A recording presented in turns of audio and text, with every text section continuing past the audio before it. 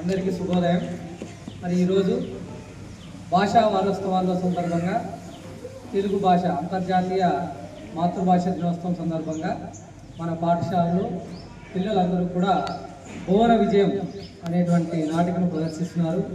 మరి ఈ కార్యక్రమంలో పార్టిసిపేట్ చేసినటువంటి అష్టదిగ్గజ కవులకు మరి శ్రీకృష్ణదేవరాయల పాత్రధారికి అందరూ కూడా మీరు అద్భుతంగా ఈ భువన విజయ నాటకాన్ని ప్రదర్శించి మమ్మల్ని అందరినీ కూడా ఆనందింపచేయాలని మనస్ఫూర్తిగా కోరుకుంటూ మీ అందరికీ మరొకసారి ఆల్ ద బెస్ట్ చెప్తున్నాను. Thank you.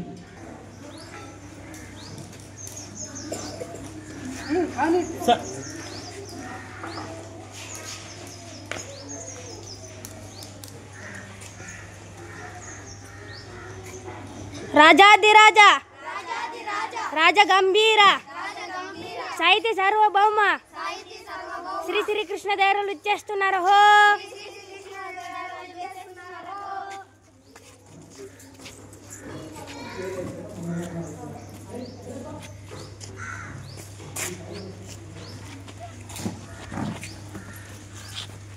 అష్టదిగ్గజ కవులకు, సాహితీ ప్రియులకు, పుర ప్రజలకు స్వాగతం. మా పాలనలో జీవితాన్ని ఆనందంగా గడుపుతున్న జానపదుల సైతం కొన్ని రసవంతమైన సమస్యలను పంపించారు. వాటిని మీరు రసవత్తరంగా పూరించి నేటి భువన విజయ సభను రంజింపజేయండి. ఇక ఆంధ్ర భాషామతల్ని స్తుతిస్తూ సమస్యలను, దత్తపదాలను పూరించి ఆశు కవితా వినోదం సాగిద్దాం. చిత్తం రాజేంద్ర కవిచంద్ర, మీతో నేటి భువన విజయ సభను ప్రారంభించాలని నా అభిలాష. ఈ ఆలోచన నిజమా పెద్దన్న మాత్య? కానీ ప్రభుల ఎలుబడిలో ఎన్నో భాషలుండగా తెలుగు భాషపై ఇంత మక్కువ చూపడానికి కారణం ఏమిటో? అదేమిటి సూరణ కవి? మందార మకరందాలు జాలువారే తెలుగును ఇష్టపడని వారుందురే తెలుగుదేలనందువా? తెలుగదేలయన్న దేశంబు తెలుగు, ఏను తెలుగు వల్ల బుండ తెలుగు కన్న తెల్ల నృపులు గొలువ ఇరుగవే బాసాడి. దేశ భాషలందు తెలుగు లెస్స, దేశ భాషలందు తెలుగు లెస్స.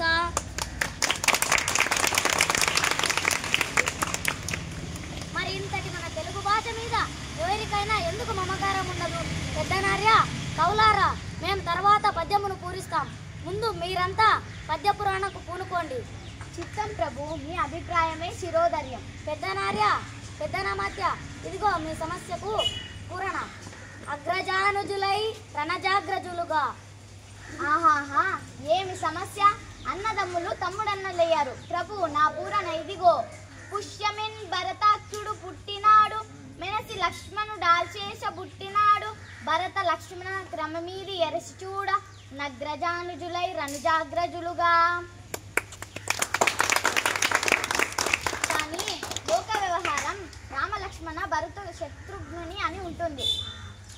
కరుణెత్తుకపోయి ఎలుక కలుగునదినియన్, కరులెత్తుకపోయి ఎలుక కలుగునదినియన్.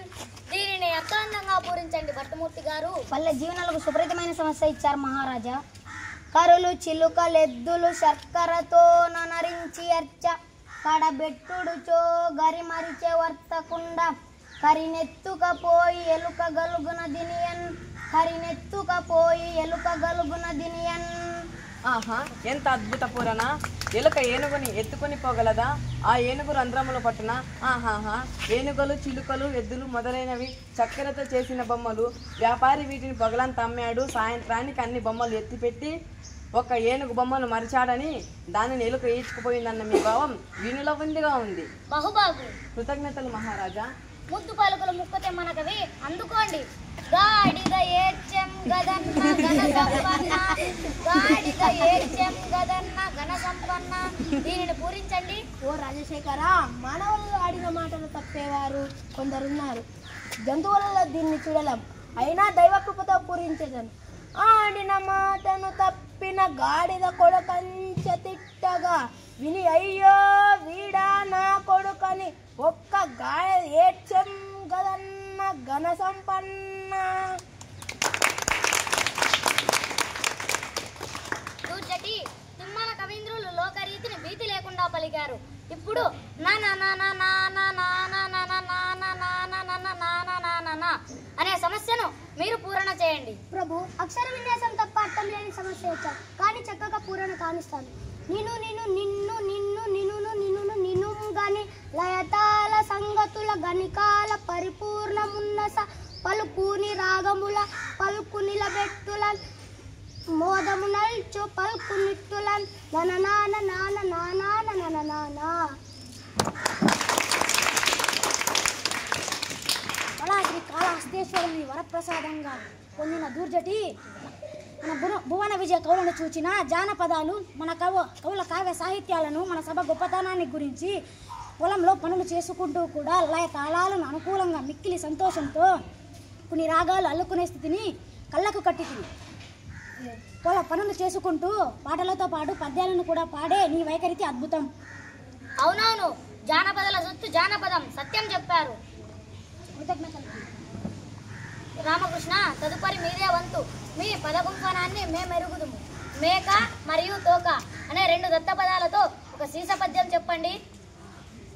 మమ్మేలిన దేవరా, నన్ను ఆదేశిస్తే కాదంటానా? ఆలకించండి మహాప్రభు. మేక తోకకు మేక తోక మేకకు మేక మేక తోకకు తోక తోక మేక మేక తోకకు మేక తోక మేకకు మేక మేక తోకకు తోక తోక మేక మేక తోకకు మేక తోక మేకకు మేక మేక తోకకు తోక తోక మేక మేక తోకకు మేక తోక మేకకు మేక మేక తోకకు తోక తోక మేక మేక తొక తోక తొక తోక తోక మేక మేక తొక తోక తొక తోక తోక మేక మేక తొక తోక తొక తోక తోక మేక మేక తొక తోక తొక తోక తోక మేక. మీరు సామాన్యులు కాదు రామకృష్ణ, మీరు సామాన్యులు కారు రామకృష్ణ. ఏమేమి ఒక మేకల కాపరి అడవి